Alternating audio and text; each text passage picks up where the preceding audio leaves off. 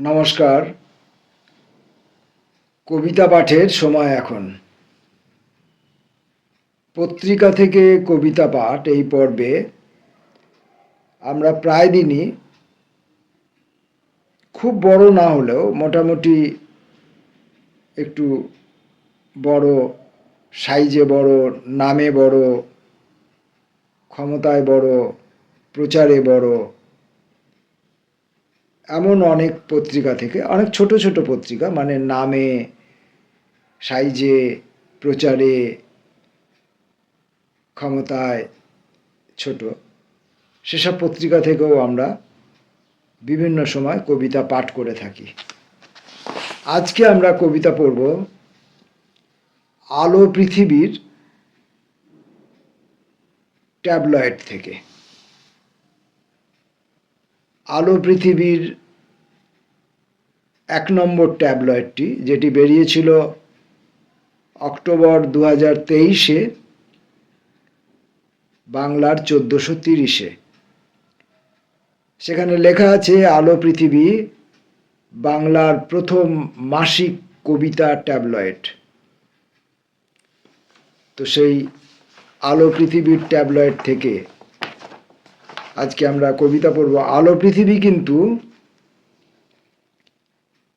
নামে, ভারে, প্রচারে কোথাও ছোট নয়, কিন্তু এই ট্যাবলয়েডটির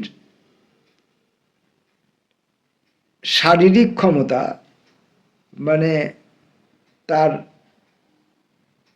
ক্ষেত্রফল যদি নির্ণয় করা যায় তাহলে অনেক ম্যাগাজিনের থেকে সে বড়, কিন্তু তার মেদের হিসাব করলে, শারীরিক মেদের হিসাব করলে সে ছোট।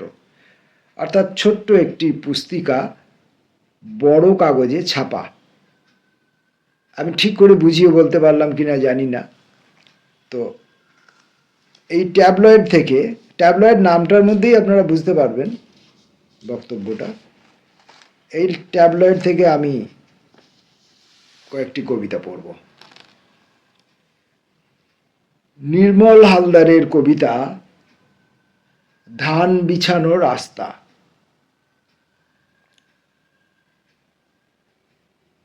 নির্মল হালদারের ধান বিছানো রাস্তা অনেকগুলি আছে বলে আমাদের ধারণা হচ্ছে। এখানে তিনি 30, 31, 32, 33, 34 এইসব রাস্তার সন্ধান দিয়েছেন, এবং 30 নম্বর রাস্তাটি, যেটি কথা দিয়ে তৈরি, তার দুটি ভাগ আছে, ক এবং খ। অর্থাৎ একটি রাস্তা থেকে দুটি উপরাস্তা হয়তো বার হয়েছে। তো নির্মল হালদারের কবিতা ধান বিছানো রাস্তা, প্রথম কবিতা, 30 নম্বর, কবিতার নাম কথা। ক।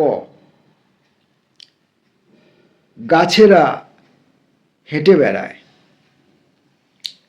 রাস্তা হেঁটে বেড়ায়, মনের কথা বাইরে এসে হেঁটে বেড়ায়, আমিও পাশে থাকি।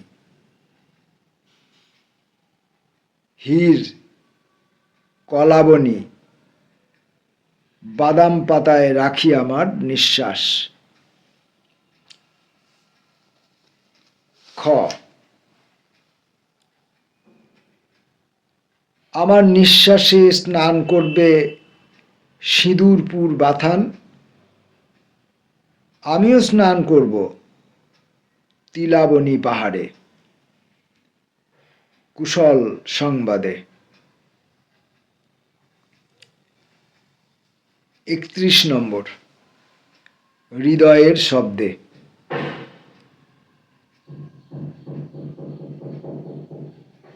হৃদয় বসত করে নদীর ধারে, বটগাছ বসত করে নদীর ধারে, সারাদিন হাওয়া, সারাদিন হৃদয়ের শব্দ, সারাদিন চড়ে বেড়ায় গরু, নির্ভীক ধান বিছানো রাস্তা। 32 নম্বর, ধুলো। ধুলো কারোর সম্পত্তি নয়, ধুলো ওড়াবেই হাওয়ার পরে হাওয়া। ধুলো চলেও যাবে বাপের কাছে, মায়ের কাছে, পাতায় পাতায়। খেলা শেষ হলে ধুলো চলেও যাবে ধুলোর ঘরে। ফুঁ দিলেই খুলে যায় দরজা। ৩৩ নম্বর, লাউ সেন বেড়া। বেড়া বাঁধবো? আছেই তো লাউ সেন বেড়া, মেঘে মেঘে স্নান করে, শালবনে জোনাকি জ্বালায়, মাছ ধরে না, নদী থেকে মন ধরে, মশারির জাল ফেলে ফেলে। ৩৪ নম্বর, দুয়ার।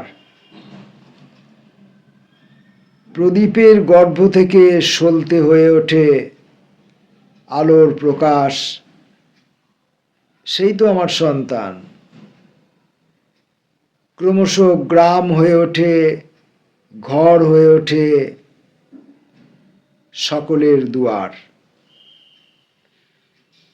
কবি নির্মল হালদারের ধান বিছানো রাস্তা, কয়েকটি আমরা যা এখানে পেলাম সেগুলো পড়লাম। বাকি রাস্তাগুলোর খোঁজে আমরা থাকব এবং সেই রাস্তাগুলো থেকে আমরা অনেক ধান সংগ্রহ করতে পারবো, এ বিষয়ে আমরা নিশ্চিত। এবার আমরা পড়ব চৈতালি চট্টোপাধ্যায়ের কয়েকটি কবিতা। চৈতন্য হে, যা লিখি বিস্বাদ লাগে সব, কুকুরের পেটে ঘি সহ্য না হওয়ার মতো। তমসালিপ্ত কোনো আলো যে মতো, শরীরের ভয়ে নিশীথ ছিঁড়ে খুঁড়ে দেখা হলো না আমার। কালো মোটা ফিতে যে রাজপথ, সেখানেও শুয়ে শুয়ে নক্ষত্র গণনা হলো না। ছিঁচকে কান্নাগুলো চোখ টানল, তারপর অপব্যাখ্যা এলো সেসবের। চৈতন্য জাগো হে, মেয়েলি ছেনালি পোনা গোটা জন্মের মতো ছেড়ে দেব, জেগে ওঠো।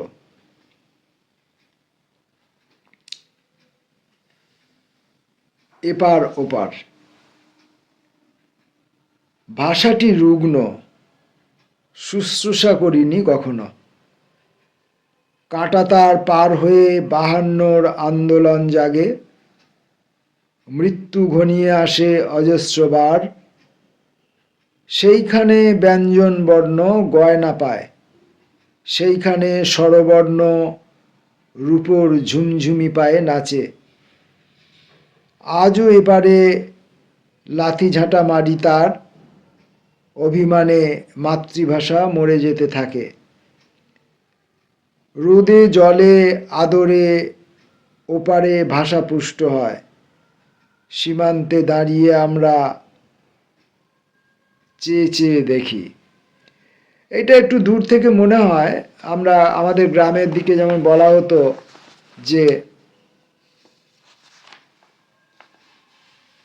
সর্ষে জমি, সর্ষে বাড়ি ওরা বলে, সর্ষে বাড়ি আসলে সর্ষে জমি, সেটাকে দূর থেকে ঘন দেখায়। সর্ষে জমির কাছে গিয়ে যদি দেখেন তাহলে দেখবেন যে দূর থেকে সর্ষে জমিটাকে যতটা ঘন দেখাচ্ছিল, যতটা জমাট হলুদ লাগছিল, যতটা জমাট বাসন্তী লাগছিল, ততটা নয়। কাছে গেলে আপনি সর্ষে গাছের সবুজ পাতা দেখতে পাবেন, গাছ সমগ্র গাছটাকে দেখতে পাবেন এবং ফাঁকে ফাঁকে জমির মাটির নিজস্ব রঙও দেখতে পাবেন। তাই যেটা মনে হয় যে সীমান্তের ওপারে ভাষা পুষ্ট হচ্ছিল, আমার মনে হয় না। কারণ যদি ভাষা পুষ্ট হয় তাহলে সংস্কৃতি পুষ্ট হবে, যদি সংস্কৃতি পুষ্ট হয় তাহলে মানুষের রুচি, বোধ, মেধা পুষ্ট হবে। আর সেই সব রুচি, বোধ, মেধা পুষ্ট মানুষ সাম্প্রতিককালে ওপারে যে সমস্ত অপকর্ম করেছে বা এখনো করে চলেছে সেগুলো নিশ্চয়ই সম্ভব হতো না। আসলে ওই দূর থেকে সর্ষে বাড়ি ঘন দেখার গল্প। যাই হোক, চৈতালি চট্টোপাধ্যায়ের পরবর্তী কবিতা মহাশ্বেতা। কাছে যাই না, দূর থেকে জোয়ারের জল আস্তে মরে যাচ্ছে টের পাই।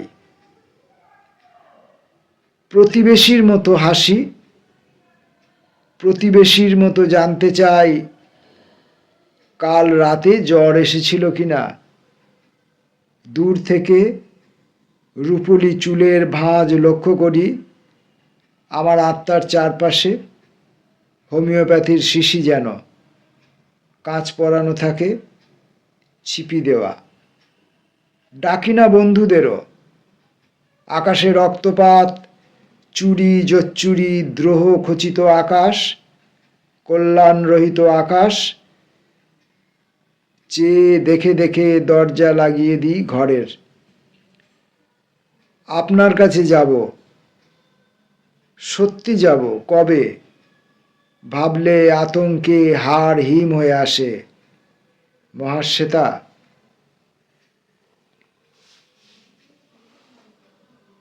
খরা।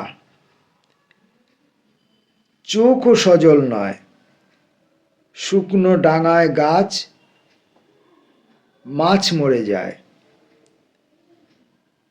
তুমি এলে, খুঁটে খুঁটে মেঘ তুলে কুন্তলে বসিয়ে দিলে।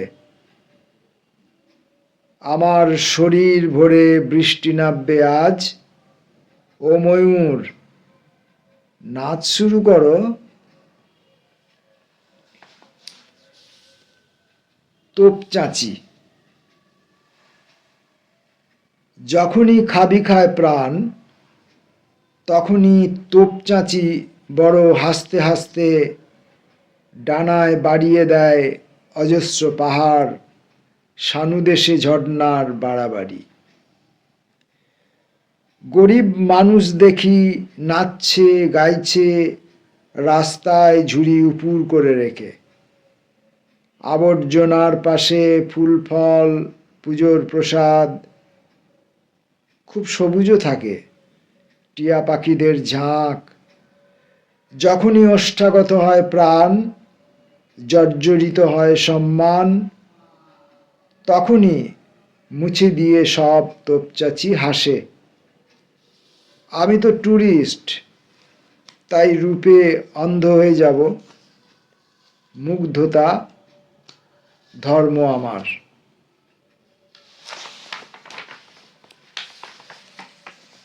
আমরা আলো পৃথিবীর ট্যাবলয়েড থেকে দুজন কবির অনেকগুলি কবিতা পড়লাম। আলো পৃথিবীর সম্পর্কে পরিচয় দেওয়ার কিছু নেই, আপনারা সবই জানেন। শুভদীপ সেন শর্মা এবং মৌমিতা পাল, এদের দুজনের ভূমিকা মুখ্যত সমগ্র আলো পৃথিবীতে ব্যাপ্ত হয়ে আছে। আমি এই আলো পৃথিবীর এই ট্যাবলয়েড যখন সংগ্রহ করেছিলাম 2023 সালে, নিশ্চয়ই আমি এই ট্যাবলয়েডগুলি থেকে কবিতা পড়ে ভিডিও করেছিলাম, কিন্তু এখন সেটা আর আমার স্মৃতিতে নেই। করে থাকলেও আমি দ্বিতীয়বার আবার এই ট্যাবলয়েডগুলো থেকে কবিতা পড়ে ভিডিও করে রাখব, যাতে আলো পৃথিবীর সাম্প্রতিকতম ট্যাবলয়েডগুলো মানুষের হাতে পৌঁছায়, মানুষের আগ্রহ বাড়ে। আমার অবশ্য একটা অপরাধ হয়েছে, বর্ধমান লিটল ম্যাগাজিন মেলায় যখন এবার গেলাম, তখন আলো পৃথিবী থেকে অন্যান্য দু একটি সবিশেষ কবির কবিতার বই সংগ্রহ করলেও আলো পৃথিবীর ট্যাবলয়েড সংগ্রহ করতে ভুলে যাই, এবং আলো পৃথিবীর দুই স্তম্ভ আমাকে ট্যাবলয়েডগুলি দেননি বা নেবার কথা স্মরণ করিয়ে দেননি। নমস্কার।